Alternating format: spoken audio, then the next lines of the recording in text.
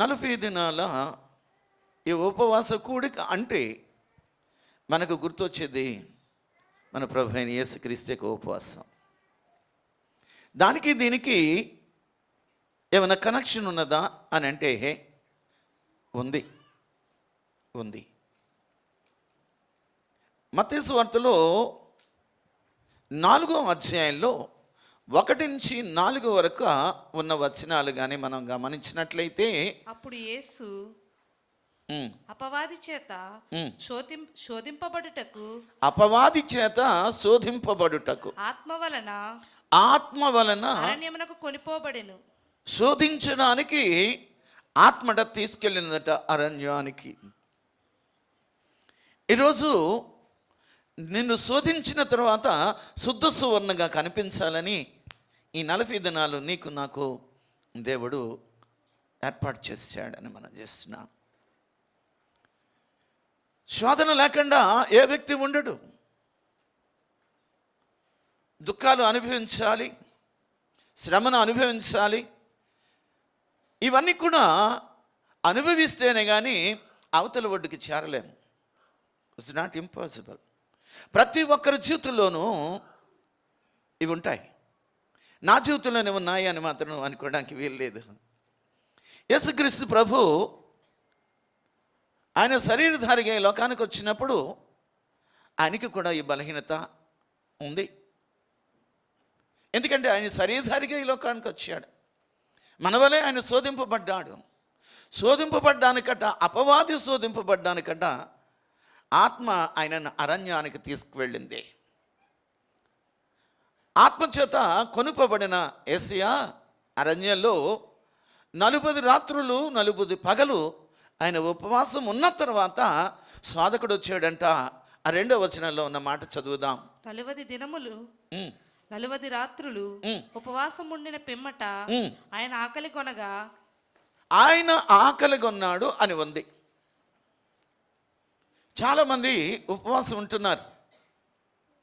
ఇంతకుముందు ఉపవాసం లేని వాళ్ళు గంటల తరబడి ఇక్కడ కూర్చున్న వాళ్ళు ఉన్నారు. ఇప్పుడు అయిపోయిన వెంటనే వాళ్ళకి ఆకలిస్తుంది. రోజంతా ఉపవాసం ఉన్నారేమో, భోజనం చేద్దామనేది ఒక మాట అయితే, వాళ్ళు స్నాక్స్ ఎవరైనా పెడితే వాళ్ళు తినడం నేను చూశాను. మంచిది. ఆకలి దేవాది దేవుడు పుట్టించింది. దానికి ఆహారం కావాలి. యేసుక్రీస్తు ప్రభు 40 దినాలు 40 రాత్రులు 40 పగలంట ఉపవాసం ఉన్న తర్వాత ఆయన ఆకలి కొన్నాడా మరి? అప్పుడు వచ్చిందండి అపవాది, అప్పుడు వచ్చింది. చదువుదాము. ఆ శోధకుడు ఆయన యొద్దకు వచ్చి నీవు దేవుని కుమారుడవైతే. అదేంటి? నువ్వు దేవుని కుమారుడు అయితే అంటాను. నువ్వు దేవుని కుమారుడు అని చెప్పటంలా. నువ్వు దేవుని కుమారుడు అయితే ఈ రాళ్ళు రొట్టెలుగా ఆజ్ఞాపించుమనెను. రొట్టెలు అగునట్లుగా ఆజ్ఞాపించు అని సాధకుడు అంటున్నాడు. అని అంటే దీనికి వెనకతల అదే మత్తయి సువార్త 3వ అధ్యాయంలో 17వ వచనాన్ని ఆఖరి వచనాన్ని చదువుదాం. మరియు ఇదిగో ఈయనే నా ప్రియ కుమారుడు, ఈయన యందు నేను ఆనందించుచున్నాను. ఈయన నా కుమారుడు. నువ్వు దేవుని కుమారుడు అయితే అన్న ఆ మాట అక్కడి నుంచి ఎత్తుకుంది, అక్కడి నుంచి మాట్లాడుతుంది. సాతాను కూడా వాక్యం తెలుసు. మొట్టమొదటిగా సాధారణంగా మాట్లాడేసింది యేసయ్యతోటి. ఏమంటుందంటే, నువ్వు దేవుని కుమారుడు అయితే కాడా? దేవుని కుమారుడు కాడా? ఆయన ఏమైనా చేయగలడు. మత్తయి సువార్తలో ఆయన 5 రొట్టెలు 2 చేపలు 5,000 మందికి పంచిన దేవాది దేవుడు రాళ్లను రొట్టెలుగా చేసుకోలేడా? చేసుకోగలడు, చేసుకుంటాడు కూడా. కానీ ఒక్క మాట, ఆయన నీటిని ద్రాక్షారసంగా మార్చిన దేవుడు ఈరోజు ప్రశ్నకు జవాబు ఇస్తున్నాడు. సాతాను ప్రశ్నేసింది, నువ్వు దేవుని కుమారుడు అయితే definitely is the son of God. దాంట్లో ఎటువంటి అనుమానంలే. కానీ అది అంటుంది, నువ్వు దేవుని కుమారుడు అయితే ఈ రాళ్లను రొట్టెల కింద మార్చుకుని తిను. దేవుని జవాబు మామూలుగా లేదండి. ఆయన 4వ వచనంలో ఉన్న మాటలు కానీ చాలా జాగ్రత్తగా చదివినట్లయితే అక్కడ వాక్యంతో మాట్లాడుతున్నాడు దేవుడు. అందుకు ఆయన మనుషుడు రొట్టె వలన మాత్రము కాదు, మనుషుడు రొట్టె వలన మాత్రము జీవించడు, కానీ దేవుని నోట నుండి వచ్చే ప్రతి మాట వలన జీవిస్తాడు. అది నువ్వు తెలుసుకోవాలి అని దేవాది దేవుడు చెప్తున్నాడు. మనుషుడు రొట్టె వలన మాత్రమే అంటే రొట్టె వద్దని కాదు, నువ్వు భోజనం చేయొద్దని కాదు. ఇది కంపల్సరీ.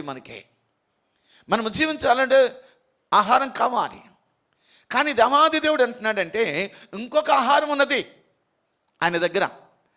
ఏమంటాడంటే నేనే జీవాహారం అంటాడు. ఈ భోజనం తింటే నువ్వు జీవిస్తావు కొంతకాలం, కానీ దేవుని మాట వలన కూడా మనము జీవిస్తాం అనేది ఆయన యొక్క ఉద్దేశం. మార్కు సువార్త 5వ అధ్యాయము 41వ వచనంలో యాయిరు కుమార్తె చనిపోయింది. యేసుక్రీస్తు ప్రభు అక్కడికి వెళ్ళాడు. వెళ్ళిన తర్వాత ఆ చిన్నదాన్ని చేయి పట్టుకుని తలితాకుమి అని అంటున్నాడు. అంటే అర్థం ఏంటంటే చిన్నదానా లే అని. చదవమ్మా. ఆ చిన్నదాని చేయి పట్టి తలితాకుమి అని ఆమెతో చెప్పాను. ఆ మాటకు చిన్నదానా లెమ్మని నీతో చెప్పుచున్నానని అర్థము. ఆ మాట అనగానే తనలోకి ఏమొచ్చిందంటే జీవం వచ్చింది. మనిషి రొట్టె వలన మాత్రమే జీవించడు, జీవిస్తాడు. కానీ దేవుని నోట నుంచి వచ్చే ప్రతి మాట కూడా నీకు నాకు కావాలి జీవించాలంటే. ఆ చిన్నది చనిపోయింది, అందరూ ఏడుస్తున్నారు. యేసుక్రీస్తు ప్రభు అంటున్నాడు ఆ చిన్నది చనిపోలేదు, నిద్రిస్తుంది అన్నాడు. ఆయన తలితాకుమి అంటే ఆ మాటకు అర్థం అంట. తలితాకుమి అన్న ఆ మాటకు అర్థం ఏంటంటే చిన్నదన లే అనగానే ఆయన మాట వినగానే జీవాన్ని పోసుకున్నది. అదే చెబుతున్నాడు దేవాది దేవుడు.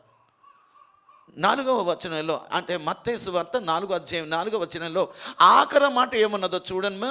ఆఖరి మాట ప్రతి మాట వలనను జీవించును. తర్వాత చదవమ్మా. అని వ్రాయబడి అదే నేను చదవమనేది. అని వ్రాయబడి ఉన్నది అంటూ దేవాది దేవుడు ఏం కోట్ చేశాడంటే వాక్యాన్ని కోట్ చేశాడు.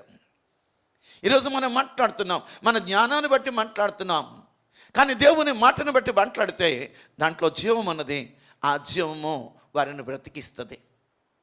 వారిని నువ్వు చెప్పు, దేవుని మాటతో వాళ్ళని బలపరచు.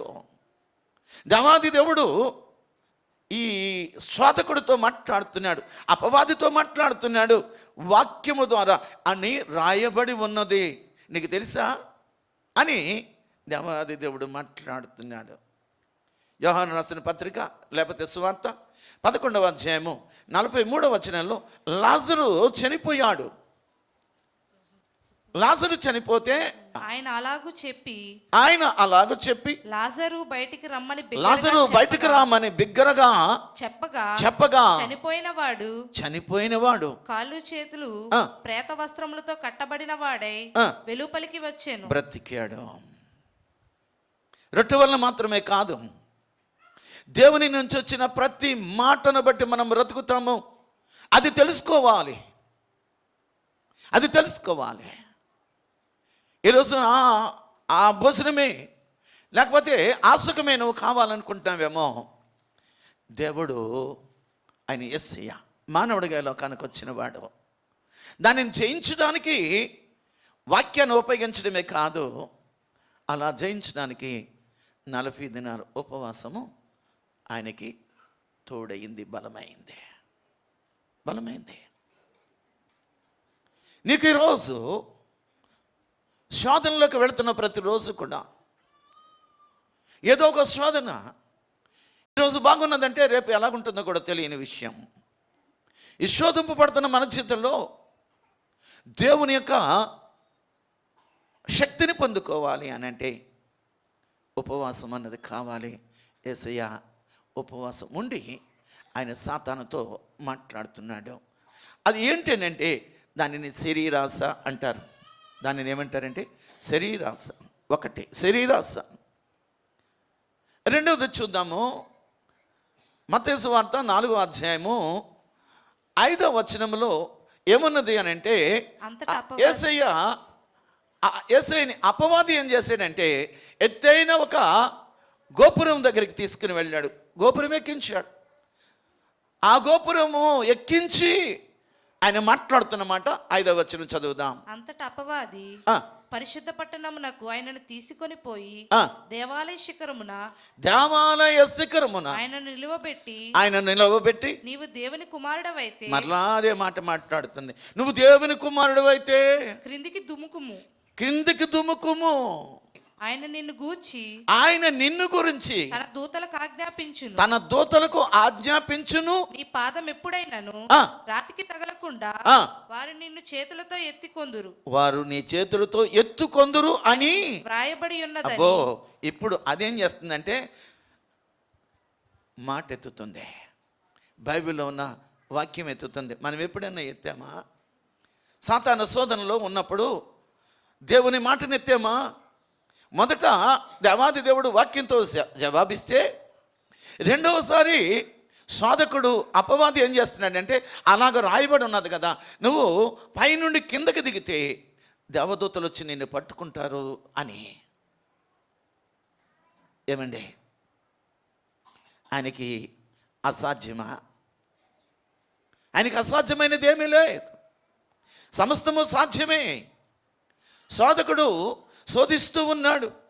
నువ్వు పైనుంచి కిందకి దుమికితే దేవదూతలు నిన్ను పట్టుకుంటారని రాయబడి ఉన్నది కదా అని అంటే, విషయం ఏంటంటే ఆయన నీటి మీద నడిచిన దేవునికి ఇది. చదవండి మత్తయి సువార్త 14వ అధ్యాయము 28వ వచనాన్ని గమనిద్దాం. పేతురు ప్రభువా నీవే అయితే నీళ్ళ మీద నడిచి నీ అద్దకు వచ్చుటకు నీ దగ్గరకు వచ్చుటకు నాకు సెలవి. నువ్వు నీటి మీద నడిచి వస్తున్నావే, నీటి మీద నడవగలిగిన దేవుడు పైనుంచి ఆయన కిందకి రాలేడా?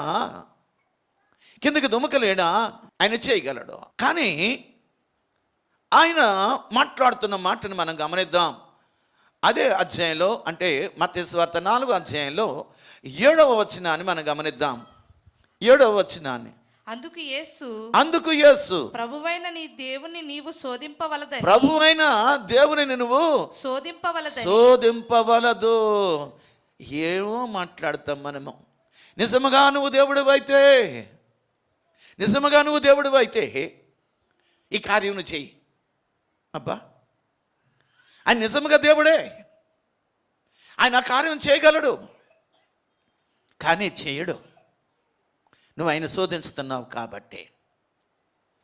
నువ్వు దేవుని శోధించకూడదు, అది దేవుని మాట అని రాయబడి ఉన్నదని 7వ వచనంలో కూడా ఉన్నది చూడండి. ఆఖరిగా మరి ఒక చోట వ్రాయబడి ఉన్నదని వానితో చెప్పాను. వానికి జవాబు, మరొక చోట రాయబడి ఉన్నది. నువ్వు అంటున్నావు నేను పైనుంచి కిందకి దుమికితే దేవదూతలు వచ్చి నన్ను పట్టుకుంటారు. కానీ దేవుని శోధించొద్దన్నది మరొక చోట రాయబడినది నీకు జ్ఞాపకం చేస్తున్నానని. దేవుడు తనను తండ్రిని ఎక్కువగా ఆరాధించడమే కాదు, ఆయనకి ప్రథమ స్థానం ఇచ్చాడు. ఇంత ఆధిక్యత ఉన్న, ఇంత అద్భుత కార్యాలు చేయగలిగిన ఆ దేవాది దేవుడే శోధిస్తూ ఉన్నారు. చాలా జాగ్రత్త. ఎందుకనంటే మత్తయి సువార్త 27వ అధ్యాయము 41 అని అనుకుంటాను చూడండి. అలాగే శాస్త్రులను పెద్దలను ప్రధాన యాజకులను 42వ వచనం కూడా చదవమ్మా. వీడు ఇతరులను రక్షించెను, తన్ను తానే రక్షించుకొనలేడు. ఇశ్రాయేలు రాజు గదా ఇప్పుడు శిలువ మీద నుండి దిగిన ఎడల వాని నమ్ముతామని అంటున్నాడు. అంటే నువ్వు అడిగినప్పుడల్లా శిలువ నుంచి దిగేయాలా? నువ్వు అడిగినప్పుడల్లా నీ కార్యం చేసేయాలా? ఆయన ఏ కార్యం చేయలేదని? చనిపోయిన వాళ్ళు లేపిన దేవుడు ఆయన కాదా? కుష్టి వాళ్ళని బాగు చేసిన వాడు ఆయన కాదా? మగవారికి మాటిచ్చిన వాడెవడు? పుట్టుగుడ్డి వాడికి కళ్ళు ఇచ్చిన వాడెవడు? చెవిటి వారికి వినికిడిచ్చిన వాడెవడు? ఆయన కాదా? ఆయన చెయ్యలేదా? చేశాడు. ఈరోజు నువ్వేమంటున్నావంటే, అదిగో ఆ శిలువ నుంచి నువ్వు దిగు, నేను నమ్ముతాను. నువ్వు నమ్మినా నమ్మకపోయినా నా దేవుడు దేవుడని మనం చేస్తున్నాను. నువ్వు నమ్మకపో. ఆయన దేవుడు నీ కొరకు ఆయన సిలువ ఎక్కడానికి వచ్చాడు, కానీ సిలువ దిగడానికి కాదు. ఆయన తను ప్రూవ్ చేసుకోవాల్సిన అవసరం లేదు. ఆయన దేవుడు, మానవుడిగా ఈ లోకానికి వచ్చిన దేవుడు, మనిషిగా వచ్చాడు. ఆ సిలువ యాగం చెయ్యాలి. శోధించొద్దు దేవుడిని. నువ్వు నిజంగా దేవుడు అయితే నేను తాగుతున్నాను మానిపించి అంటే, నువ్వు తాగుతూ మానిపించానా అంటే నీ తాగుడు ఆయన మానిపిస్తాడు. మనలో ఏం చేస్తాడంటే మనలో పరిగెడతాం. ఈ పాపం చేయకుండా అని అంటలేడా? ఎన్ని ప్రశ్నలండి. ఏంటి, ఆదాము అవ్వ పండు తిన్నారు, వాళ్ళని ఆపలేడా? ఆపగలడు. వాడు తిన్నా దానికి పరిష్కారం యేసయ్య ఉన్నాడు. నువ్వు పాపం చేసినా పాపానికి పరిష్కారంగా దేవాది దేవుడు ఉన్నాడు, క్షమించడానికి ఉన్నాడు. అందుకనే ఈ లోకానికి వచ్చాడు, ఆయన సిలువలో మరణించాడని మనం చేస్తున్నాను. ఎస్, నీకు ఉత్తరవాది ఉన్నాడు. తండ్రి కుడి పార్శ్వాన కూర్చుని నీ కొరకు విజ్ఞాపనం చేస్తున్న దేవాది దేవుడని యేసయ్య ఉన్నాడు. యోహాను సువార్త 20:29 అంటాడు, నమ్మి నువ్వు చూసి నమ్మావు, చూడకుండా నమ్మిన వాడు ధన్యుడు అంటున్నాడు. యేసు, నీవు నన్ను చూచి నమ్మితివి. నీవు నన్ను చూచి నమ్మితివి. చూడకుండా నమ్మిన వారు ధన్యులని అతనితో. చూడకుండా నమ్మవు నువ్వు. జరిగింది ఆ విషయం. ఎప్పుడో 2000 క్రితం ఆయన చనిపోయాడట. ఆయన రక్తంలో మానవాళి పాపాలన్నీ కడగబడ్డాయి అంట. అట కాదు, కడగబడ్డాయి. నువ్వు పాపం చేస్తూ కూర్చో, ఆయన కడుగుతూనే ఉంటాడు. ఇంకా అంతకంటే పని ఏమీ లేదు. ఏమండి, ఆయనకి ఇంకేం పని లేదు. ఆయన కడిగేశాడు, నువ్వు బురదలో దొర్లేయి. పంది కడిగిన తర్వాత బురదలో మనలో దొరినట్టుగాను, కుక్క వాంతికి తిరిగినట్టుగాను నువ్వు కక్కేశావు, విడిచిపెట్టావు. దేవాది దేవుడు నిన్ను పిలుచుకున్నాడు, నిన్ను ఏర్పాటు చేసుకున్నాడు, ఆయన రక్తంలో నిన్ను కడిగాడు, నువ్వు కక్కేశావు. మరలా దానికోసమే నువ్వు తిరుగుతా ఉంటే మరలా నువ్వేమంటున్నావంటే, నన్ను దేవుడు వెనక తిప్పి నన్ను బాగు చేయలేడా? మాటలకే ఆయన చేశాడు. నువ్వు నిన్ను చూడకుండా నమ్ము. చూసి నమ్మిన వారి కంటే చూడకుండా నమ్మిన వారు ధన్యులు. అది ఏంటంటే ఇలా చూడండి, దానిని ఏమంటారంటే జీవపడంబం అండి. ఈ జీవపడంబం ఎలాగుంటుంది అంటే, నువ్వు దేవుని కుమారుడు అయితే అనగానే దేవుని కంటే గొప్పవాళ్ళం అయిపోతాం మనం. చాలా దేవుని పక్కన పెట్టేస్తాం. మనం ఏం చేస్తామంటే, మనము నేను చేయగలను నో, జీవపడంబాన్ని ఆయన జయించాడు కేవలము ఉపవాసము వలన అని మనం చేస్తున్నాను. ఈరోజు ఉపవాసం యొక్క ఉద్దేశం ఏంటి, దానికి ఉన్న ప్రాముఖ్యత ఏంటి, ప్రయోజనం ఏంటి అన్నది నువ్వు తెలుసుకోవాలి. చాలామంది ఏమంటున్నారంటే ఉపవాసము చెయ్యాలా అని. రేపు చెప్తాను, దేవుని మాట తీసి చెప్తాను. ఉపవాసం ఉండడం వలన నీ జీవితంలో శోధన జయించగలవు.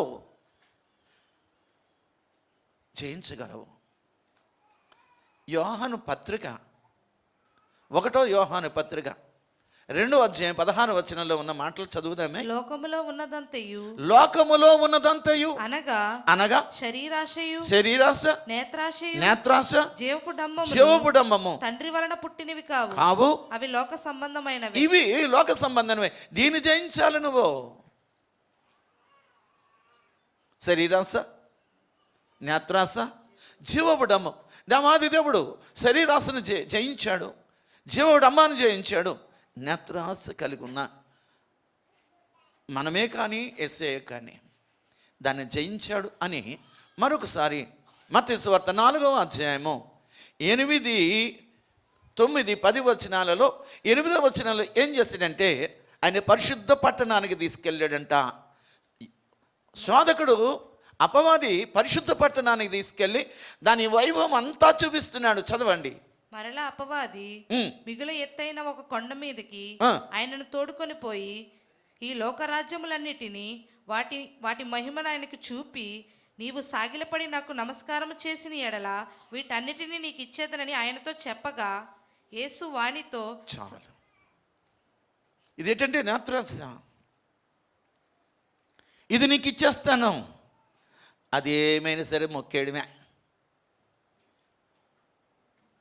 ఇదిగో ఒక్కరోజు కూడా ఖాళీ లేకుండా నువ్వు ఇలా చేయి, రోజు పూలు కోసుకుని అక్కడ వేసేయి,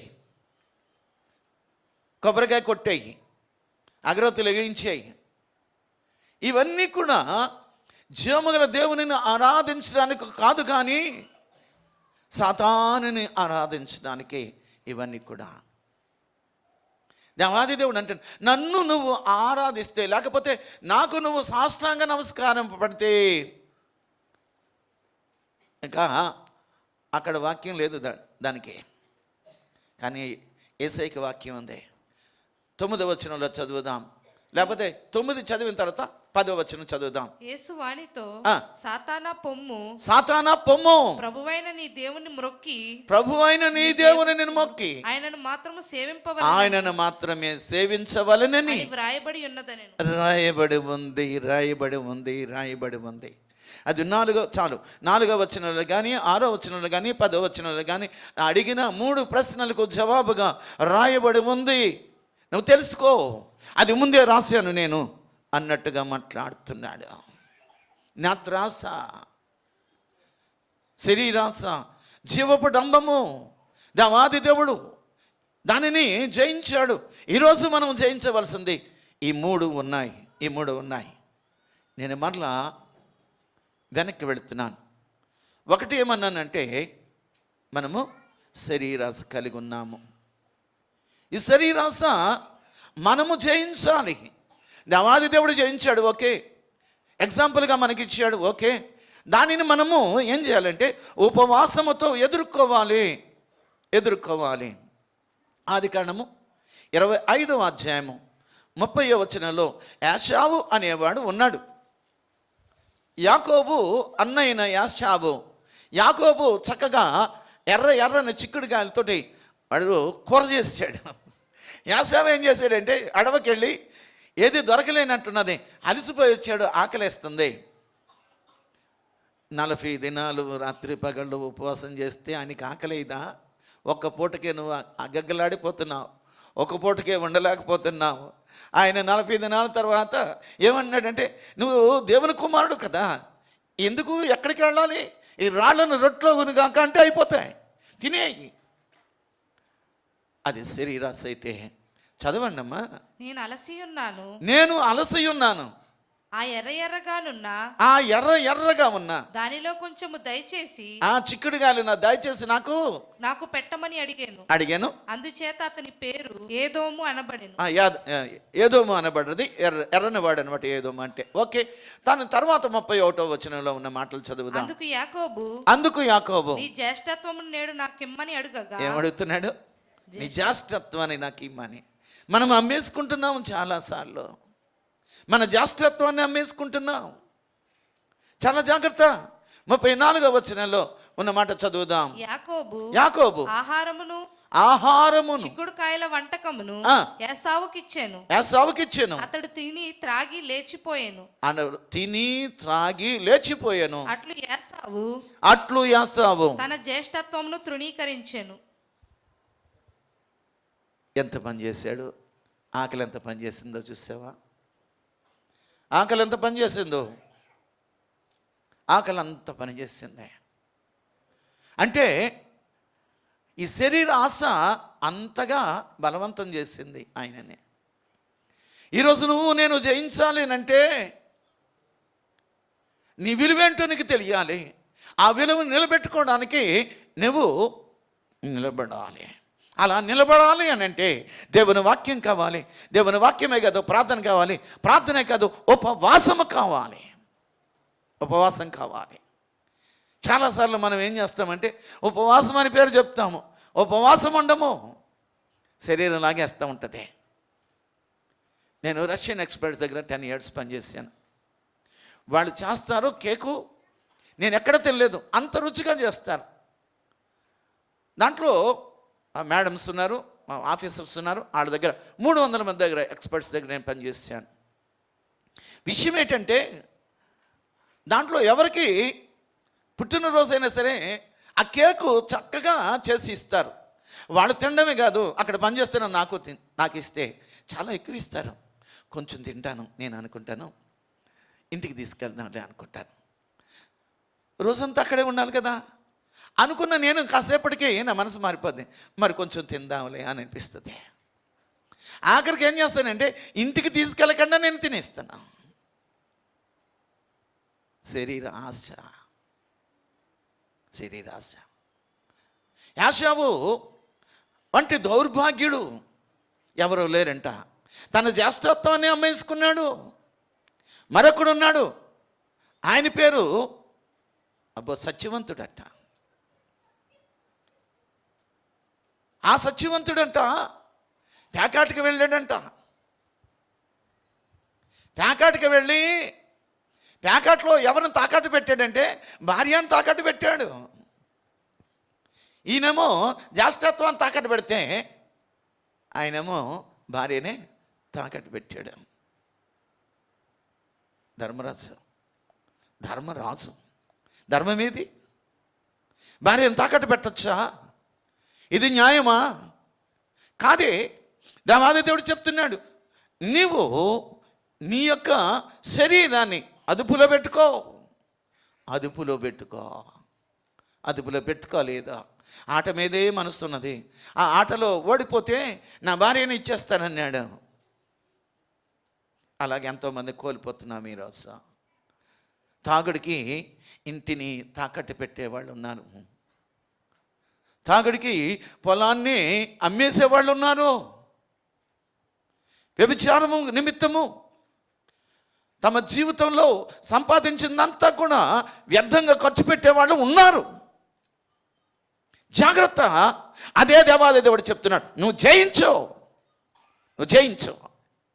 జయ జీవితం కలిగి ఉండవు. శరీరాశను జయించాలి, జీవపు డంబాన్ని కూడా జయించాలి. దేవాది దేవుడు జయించిన ఆ జీవపు డంబం మనలోనూ ఉంది. 2వ దినవృత్తాంతాల గ్రంథంలో 26వ అధ్యాయంలో 16వ వచనంలో ఉజ్జియా అనే ఒక రాజు ఉన్నాడు. ఉజ్జియా అనే రాజు ఆయన దేవుని యొక్క కృపను బట్టి బాగా అభివృద్ధి పొందాడు, ఆశీర్వదింపబడ్డాడు. యాజకులు అయిన లేవీయులు బలిపీఠం ఎక్కి ధూపం వెయ్యాలి. రాజుకి ఏమున్నదంటే అహంభావం ఉంది. అంటే దాన్ని ఏమంటారంటే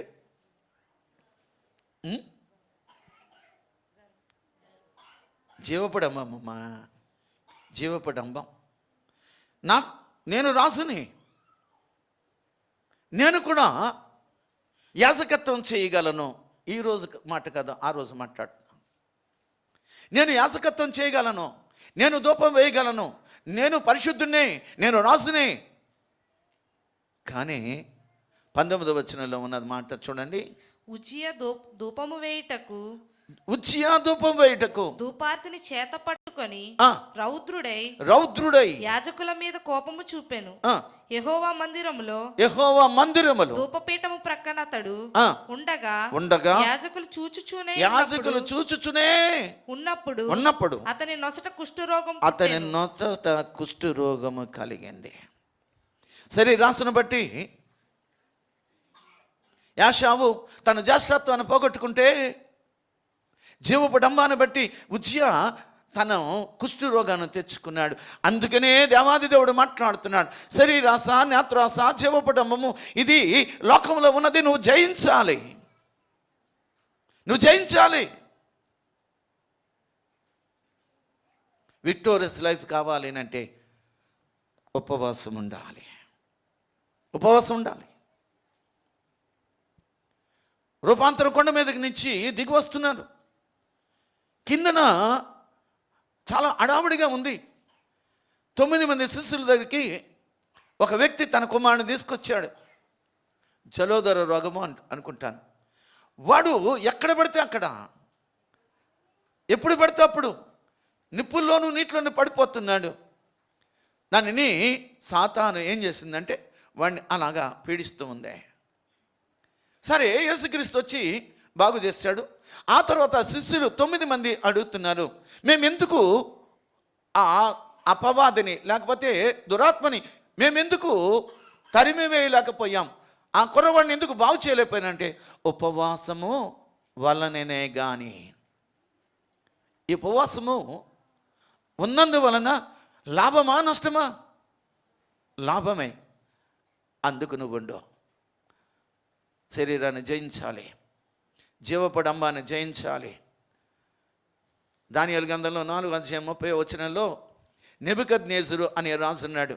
రాజు, బబులోనని ఈ మహా విశాల పట్టణము నా బలాధికారమును నా ప్రభావ ఘనతను కనపరచుటకై నా రాజధాని నగరముగా నేను కట్టించినది కాదా అని తనలో తాను అనుకోనేను. అంటే జీవపడంబము ఆయనలోకి వచ్చేసింది. నేను కట్టించింది కదా. చాలామంది ఏం చేస్తారంటే దేవుని పక్కన పెడతారు, మనమే, నేనే. అదే సాతాను యొక్క తలంపు. నేనే, నువ్వేటి పాటివాడు, నేనే పాటివాడని. నేనే పాటివాడనండి. జీవపడమమ్ము మన జీవితంలో దేవునికి చోటు ఇవ్వదు. దేవాది దేవునిని ప్రక్కన పెట్టి నేనే అనుకుంటూ ముందుకు వస్తుంది. పడిపోతావు సుమా. 7 దినములంట, అంటే 7 సంవత్సరాలు, 7 సంవత్సరాలు దేవుడు అతను గడ్డి తినిపించాడు. నువ్వు గడ్డి తినొద్దు సుమా. జీవపడమ్మకి వెళ్ళొద్దు. దేవుని నువ్వు అణిగిమణిగుండు. నేత్రాస అనేది 3వదైతే మనకి కూడా నేత్రాస ఉన్నది. ఆదాము అవ్వ విషయంలో చూస్తే ఆదికాండం 3:6 ఉన్న మాటలు చదువుదాం. స్త్రీ ఆ వృక్ష ఆహారమునకు మంచిదియు కన్నులకు అందమైనది అని వివేకమిచ్చు రమ్యమైనదియు నయ్యుండుట చూచింది. చాలు, పడిపోయింది. చూచింది. ఇందాక మంచి పాట పాడాడు. నిన్ను చూసే కన్నులు నాకు కావాలి, నేను చూసే కన్నులు కావాలి. నిన్ను చూసే కన్నుల నిమ్మయ మరి దేనిని చూడకుండా కన్నులు కావాలి. యోబు అంటాడు, నా కన్నులతో నేను నిబంధన చేసుకున్నాను, కన్యకని నేను ఎలా చూడగలను? ఆఖరిగా ఒక్క మాట దావీదు కోసం రాస్తాడు. 2వ సమూయేలు గ్రంథంలో 11:3 రాస్తాడు. ఆయన ఆమె బహు సౌందర్యవతి అయి ఉండుట చూచి దావీదు దాని సమాచారము తెలుసుకొనుటకై చాలు బహు సౌందర్యం కలదని చూచాడట. పాపానికి లోబడిపోయాడు. We are also human beings. మనమేమి దేవుడు కాదు. అందుకనే అలాగంటావని దేవాది దేవుడు ఈ లోకానికి మానవుడిగా వచ్చాడు. ఆయన శోధింపబడ్డాడు. ఆయనకి ఆకలి ఉంది, ఆయనకి నిద్ర కావాలి, ఆయన అన్నీ కూడా శరీరాన్ని బట్టి అన్నీ కావాలి. కానీ ఆయనలో ఏ పాపము లేదు, ఏ పాపము చేయలేదు. ఈరోజు వాట్ అబౌట్ యూ అండ్ మీ? మనమేమై ఉన్నాము ఈరోజు? 5వ రోజు మాతో మాట్లాడిన దేవానికి వందనాలు.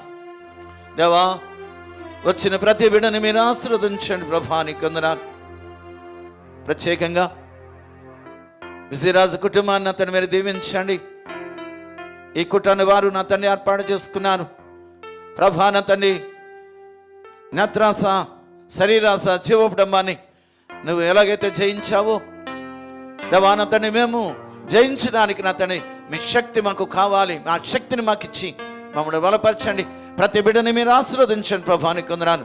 ప్రతి బిడ్డతోనూ మీరు మాట్లాడి బలపరిచి ఆశీర్వించి దీవించమని నజరేయుడైన యేసుక్రీస్తు పరిశుద్ధ నామములో చిన్న సమర్పించి వేడుకుంటున్నాను తండ్రి. యేసు రక్తమే ఛాయం, శిలువ రక్తమే ఛాయం. ప్రభు యేసు నామానికి సంపూర్ణ విజయం, అపవాది క్రియలకు అంతనాశనం కలుగు చేయనుగాక. ఆమేన్. మన తండ్రి అయిన యెహోవా దేవుని యొక్క ప్రేమ, మన ప్రభు అయిన యేసుక్రీస్తు యొక్క కృప, పరిశుద్ధాత్మ దేవుని యొక్క అన్యోన్య సహవాసం నిత్యము మీకు తోడుగా ఉండి నడిపించి ఆశీర్వదించి దీవించునుగాక. ఆమేన్. ఆమేన్. మీ అందరికీ వందనాలు.